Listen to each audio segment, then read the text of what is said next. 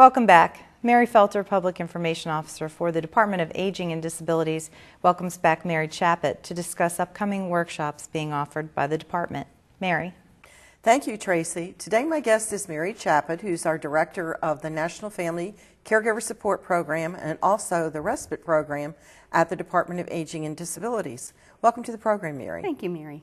I know that the department every year has some caregiver workshop series, and we have them in the spring and the fall. So you're about to start a new one. Can you tell us a little bit about it? Be glad to.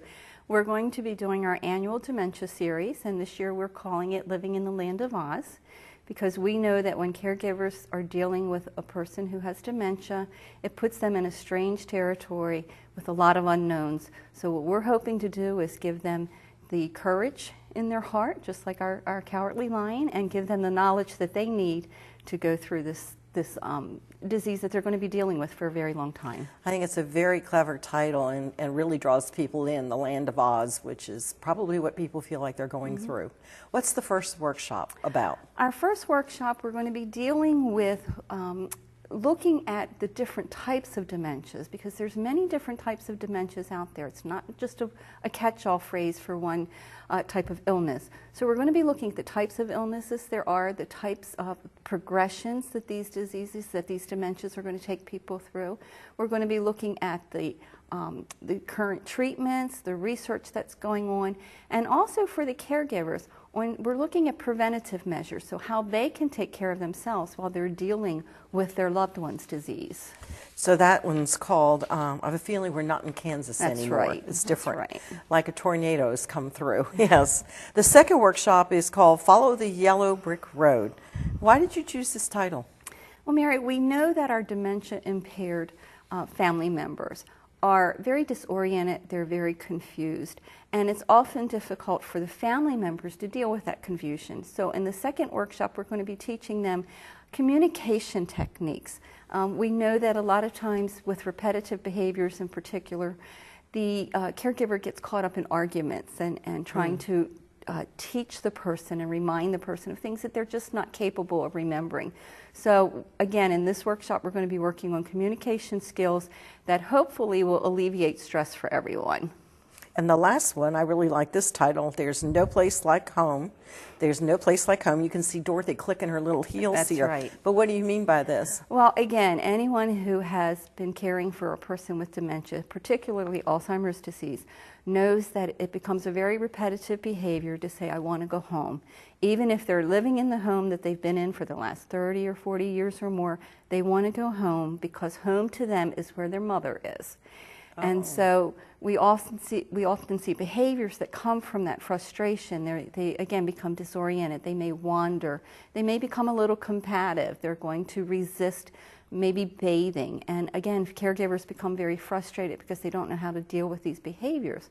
So in the third workshop, we're going to be teaching some behavior management skills that the caregivers can use to hopefully create a much calmer situation for everyone in the home. It sounds like a good program. When is the series starting and where will it be held? Well, we've started the series already, so we're currently doing the series in the Arnold Senior Center.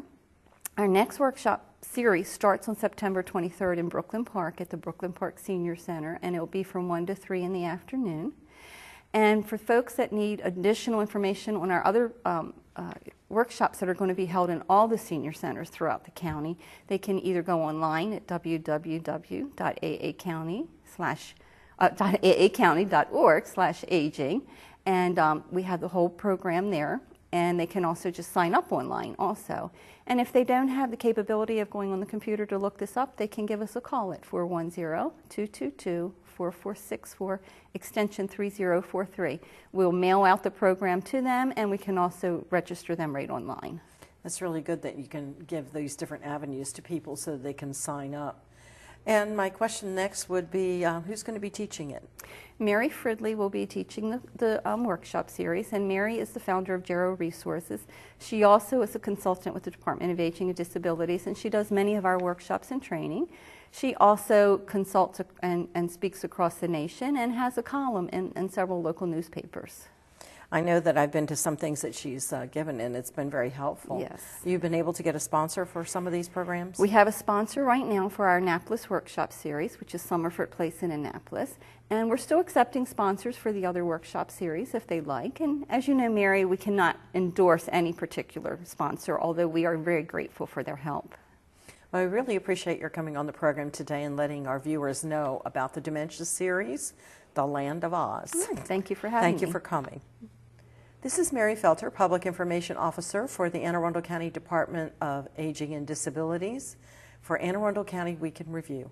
Back to you, Tracy. Thank you, Mary.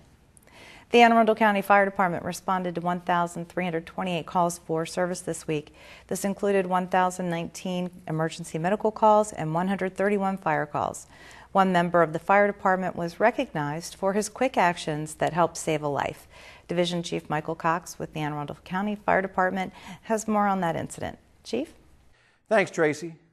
On Wednesday, September 16, 2010, Anne Arundel County firefighter paramedic Sean Coleman was honored by the Maryland State Emergency Number Systems Board as the State Fire Department's Telecommunicator of the Year. This award was bestowed on firefighter paramedic Coleman as a direct result of his actions that took place on July 12, 2009. Although the date seems insignificant, the events that unfolded on this day will always be remembered by two people. This day started as any other for firefighter paramedic Coleman.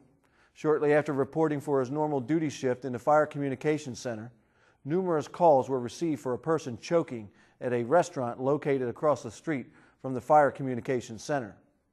During the 911 call, firefighter paramedic Coleman recognized that this patient was in severe distress and that efforts being made to free the obstruction were not producing any results. At that time, firefighter paramedic Coleman asked permission of the duty supervisor to leave the communications center and attempt to assist the patient at the restaurant. Firefighter paramedic Coleman was granted permission and immediately left the communications center on foot with medical equipment in hand. When he arrived at the restaurant, he found a patient who was lying on the floor and not breathing.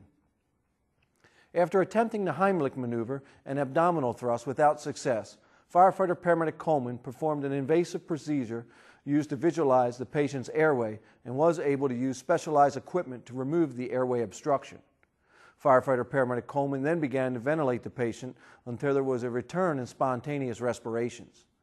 Firefighter paramedic Coleman continued to provide medical care until the arrival of paramedics. It is obvious that the quick thinking and actions of firefighter paramedic Coleman and the supervisor in the Fire Communications Center directly contributed to the successful outcome of this incident. Tracy? Thank you, Chief. It is not typical for fire communications personnel to go to the site of an emergency. This incident is an example of the actions of an individual who went above and beyond his normal job duties to successfully save a life.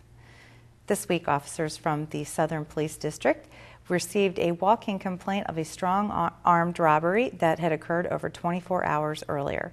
Justin Mulcahy, Public Information Officer for the Police Department, has more on that investigation and this week's Police Beat. Justin. Thanks, Tracy. Officers spoke with a 19-year-old male victim who reported he had gone to a friend's home in the 1600 block of Millstone Drive in Edgewater around 2:30 in the morning on September 11th. After arriving there, the victim was approached by a known male subject who struck the victim in the face. The victim lost consciousness, awoke a short time later, and realized he had actually had money taken from him during the assault. He was then transported by a family member to Anne Arundel County Medical Center to be treated for non-life-threatening injuries. Now, investigating officers identified a suspect through their investigation, located the suspect at his home, and arrested him without incident.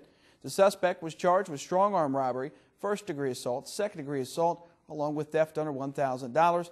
That suspect was Timothy Wendell Schubert, age 20, of 138 Oakwood Road in Edgewater, Maryland. Moving on now to our second incident, which took place on September 12th around 1:14 p.m. That's when an officer from the Eastern District initiated a traffic stop on Mountain Road near Mansion House Crossing in Pasadena. Upon stopping the vehicle, the driver and passenger actually exited the vehicle and fled on foot. After a brief foot chase, the driver and passenger were both apprehended. Both the driver and passenger were found in possession of quantities of controlled dangerous substances. Officers recovered 47 capsules of suspected heroin with an estimated street value of $705, along with 23 baggies of suspected crack cocaine estimated at $1,350. The driver's Honda Accord was also seized during the incident. The first suspect was Scott Edward Weaver, age 23, of 7858 Flintshire Court in Pasadena, Maryland. That was the driver. The suspect was charged with possession with intent to distribute heroin and cocaine, possession of CDS heroin and cocaine, along with resisting arrest. And the second suspect in this case is William Jake Mitchell, age 19, of 9502 White Pillar Terrace in Gaithersburg, Maryland. The suspect was charged with possession of cocaine along with resisting arrest.